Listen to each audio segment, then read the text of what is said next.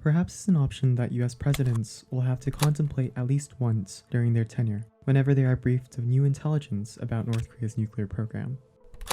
Conducting a military strike on North Korea's nuclear facilities.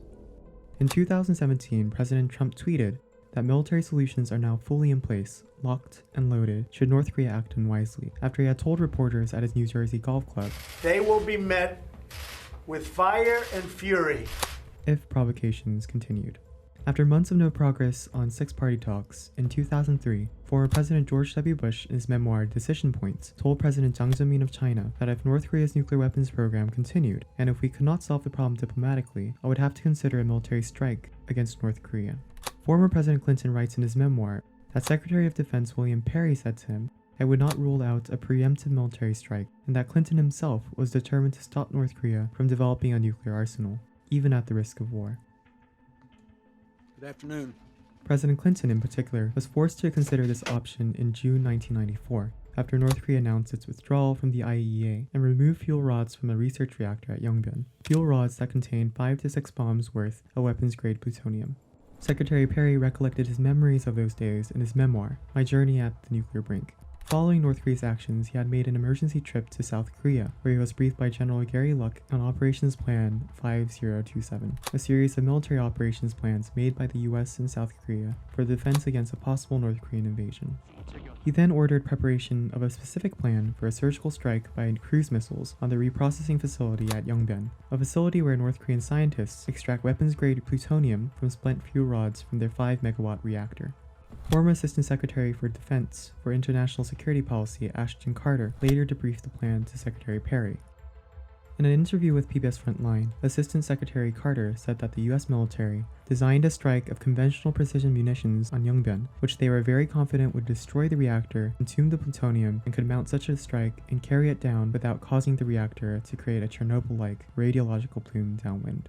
If they were that confident, why didn't the Clinton administration go along with the plan? Why didn't the Bush and Trump administration do so either? What are the costs and benefits of a military strike on North Korea's nuclear facilities? Of weighing remind one of London's most famous symbol, the Statue of Justice at the Old Bailey. Before you weigh the costs and benefits, it's important to know what's at stake. In an interview with 38 North, Dr. Siegfried Hecker, an internationally recognized nuclear scientist who was privately invited by North Korean government to view its nuclear facilities, estimated that North Korea currently has enough fissile material for 45 nuclear weapons and has capacity to add 6 bombs per year. A Rand Asan Institute report estimates more than that, 67 to 116 bombs and 151 to 242 bombs by 2027, with a production rate of 12 to 18 bombs per year.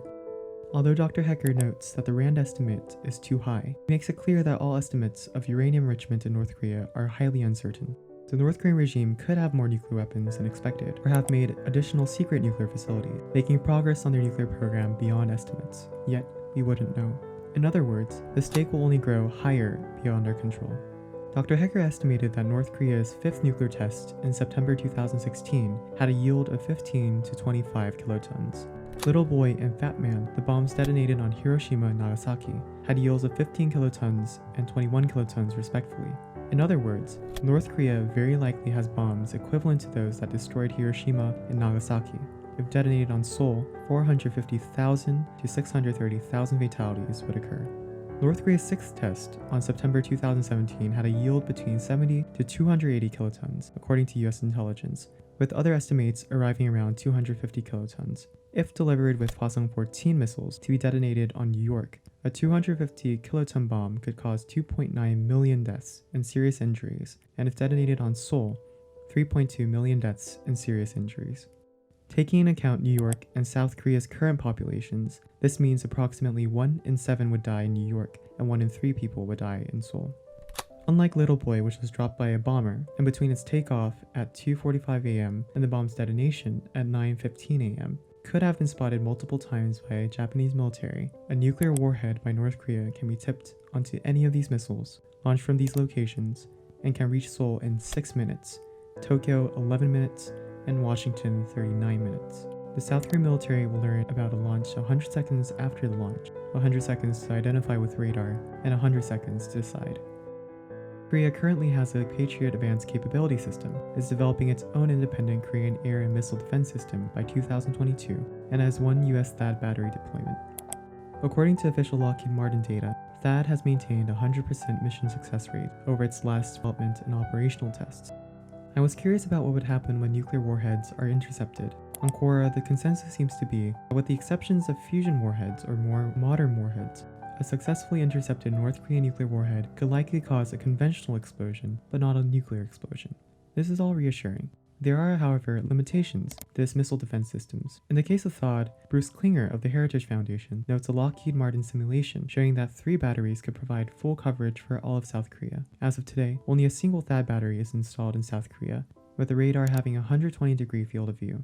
This means it could be theoretically possible for a North Korean submarine to travel outside of this field of view and launch a missile that can't be intercepted. Moreover, despite THAAD's success rate, critics point out instances of failed interceptions in the past.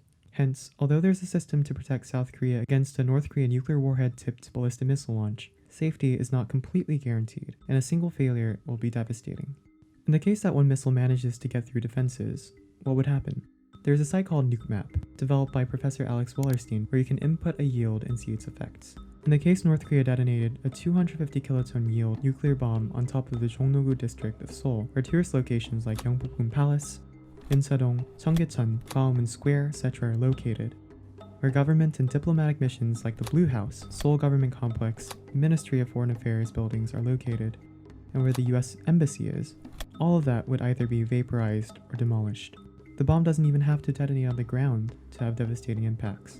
As Dr. Hecker notes, a bomb could detonate in the air and wipe out the electricity system in Seoul, crippling South Korea's economy and IT infrastructure. To sum up, North Korea could have tens, if not 100 bombs by the end of this decade. And South Korea, no matter how advanced its missile defense system is, cannot assuringly prevent disaster. Regardless of debates of whether the regime would risk its survival doing this or not, it is a possible scenario for not only Seoul, but for anywhere inside North Korea's ballistic missile radius. This is a portion of what's at stake. We haven't even begun contemplating the risk of investors pulling capital out from East Asian stock markets, or Moody's reassigning lowered ratings for South Korean global bond offering, steps toward economic disaster. But I think the consequences outlined above are sufficient enough to seriously consider strategies to denuclearize North Korea, including the option of a military strike on North Korea's nuclear facilities. Here are the basic questions that we need to address. First, is there a precedent of a military strike on a nuclear facility? June 7, 1981, the Israeli Air Force, under Operation Opera, destroyed the Osirak nuclear reactor in Iraq. It was successful, and Iraq didn't retaliate. September 6, 2007, the Israeli Air Force under Operation Orchard attacked the Deir ez-Zor nuclear reactor in Syria. Although Syria shared borders with Israel, it still decided against starting war.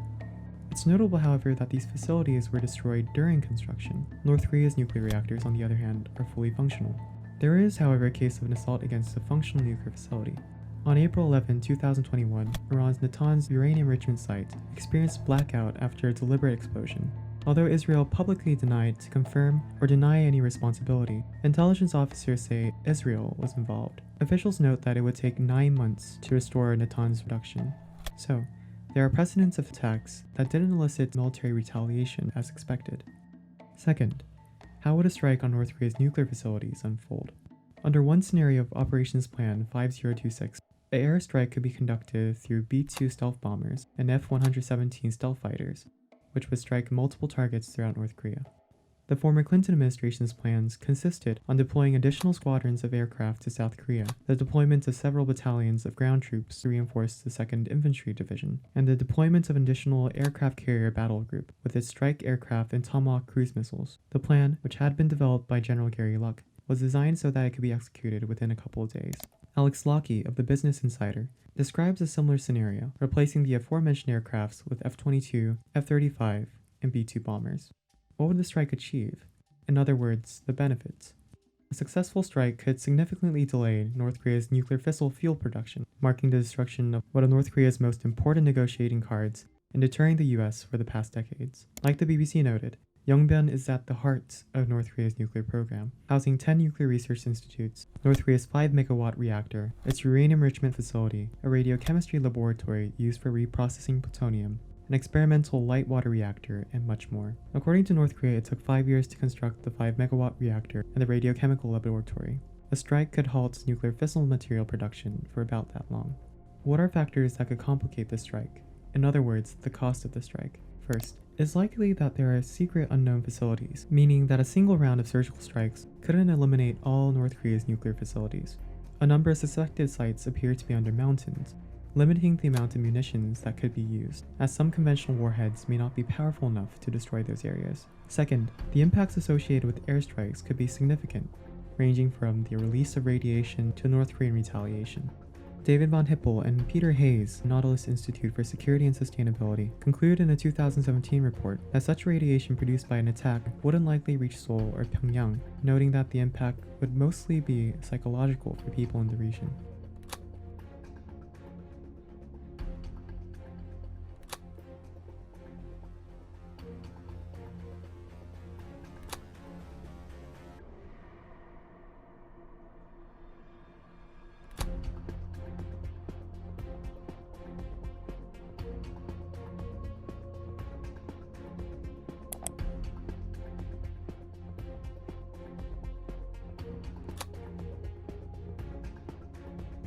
Preventing a North Korean retaliation would be extremely difficult. The North Korean leadership has long been extremely sensitive to US military actions, reacting vehemently to military exercises like Key Resolve, and might interpret an attack on its nuclear facilities as a fundamental threat to the regime, responding by initiating a full-scale war. 3 million people died in the Korean War, with civilian casualties higher than World War II or the Vietnam War. Another Korean war could involve the North Korean regime launching nuclear warheads, resulting in millions of deaths noted before. But even if the North Korean regime didn't use nuclear warheads, it maintains operational artillery systems within range of major South Korean population centers. The RAND report on North Korea's conventional artillery is compelling.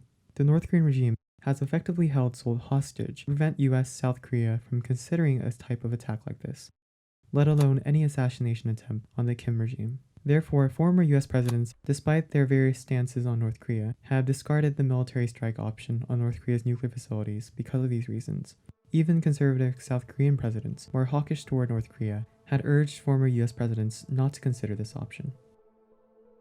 Ashton Carter, who had presented the strike option, recognized all this, and so did Secretary of Defense Perry. In 2021, beyond the immediate casualties and carnages of war, things can get way out of hand. With the Biden administration's current relationship with China and Russia, North Korea's patron countries, a surgical strike on North Korea could escalate into a military standoff between 3 nuclear powers, the next shot heard around the world for World War III. Hence, in this video I conclude that a military strike option carries many costs that seem to overwhelmingly outweigh its benefits. Nevertheless, the harrowing dilemma becomes apparent. To act could cause many deaths, and not to act would preserve a shaky peace, but could cause many more deaths in the future. Throughout this research, I was reminded of the words of former ambassador and current CIA director William J. Burns in his memoir, The Back Channel. Military interventions are always fraught with peril. As a person who had witnessed the full unfolding of the Iraq invasion, William Burns knew well the perils of any military intervention, whether it's surgical targeting of WMD facilities or regime change as a policy approach. The sheer weight of issues pertaining to North Korea, however, seems to force policymakers to consider and prepare for all possible scenarios, making it prudent to have plans even for military intervention, in case the North Korean regime declares war or destabilizes. Joker's social experiment in Dark Knight seems to be one world where all Koreans, both North and South, are living in. The difference is that there is no Joker. North Korean leaders are on the other boat, wanting self-preservation as much as we do, but are too suspicious of other nations, especially the US, and are too trapped by their own ideology and failures of their making. The crisis is that the bombs only get more deadly over time. What are other options available to us? My next video will explore the option of negotiations, which has been a topic of deep division over politicians, scholars, media, and general populaces for decades. And in contemplating any option, whether negotiations, sanctions, military interventions, I think the last thing we should be doing is criticizing each other on North Korean foreign policy. With stakes this high for all of us, it seems to me that there should be unity among citizens and their government, between governments and their allies, to attempt to unravel this dilemma. If not, North Korea's rhetoric may one day come true. 어디에 있는 침략의 본고지들도 단숨에 초토화해버릴 수 있는 무적 필승의 전투대우로 장성 강화되었다. The goal of this channel is to try to provide a balanced perspective on issues surrounding the Korean Peninsula. I am a concerned citizen who wants to learn more and make dialogue with people beyond echo chambers. If you like the research and want to see more, please subscribe. If you have any points to contribute to the discussion of this issue, or if you want to rebut any points brought up in this video, feel free to comment as well. Lastly, this research is not my own, but simply the recognition of the sheer volume of research so many organizations and experts are engaging in to understand North Korea and prevent crises. They are the ones who deserve recognition. All of my sources will be included in an Excel file linked to this video for people who want to access them. Thank you.